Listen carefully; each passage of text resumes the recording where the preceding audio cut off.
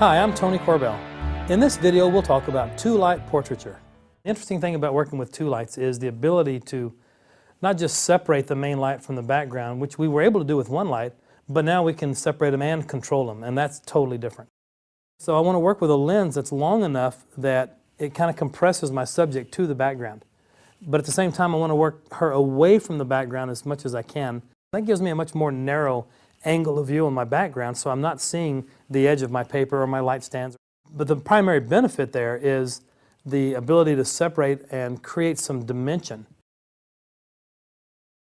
The difference in exposure was that the primary source of illumination on the main light on my subject, that was reading f8. My background light with the grid spot was reading f9. So they were pretty close, and because of the tonality of the background, I wanted them to be pretty close. What that means is any area that was lit is going to look like it's true tonality, but the area where the light's not striking is going to fall off into darkness. Really dark, dark, dark gray. In fact, it falls off to black on the corners.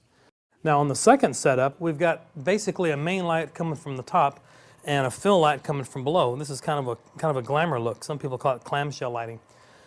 The beauty of this is that it really accentuates cheekbones, and you'll see that as we start to go into this in a minute. You'll see the contour on our cheeks really kind of pop. So in this case, we're going to turn on light number 1, which is our main light, and I'll take a reading of the top light. It's reading f10 right now. Let me take a quick reading of this guy.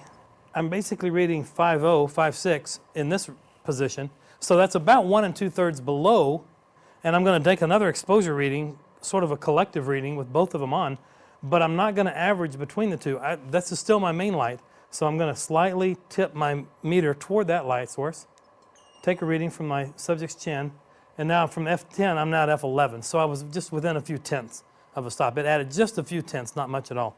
So now we're shooting at f11, we're going to have a great ratio. The more lights we add after we go past that one light, it becomes more complex. Everything becomes a little more difficult, and you have to think through how everything might affect each other.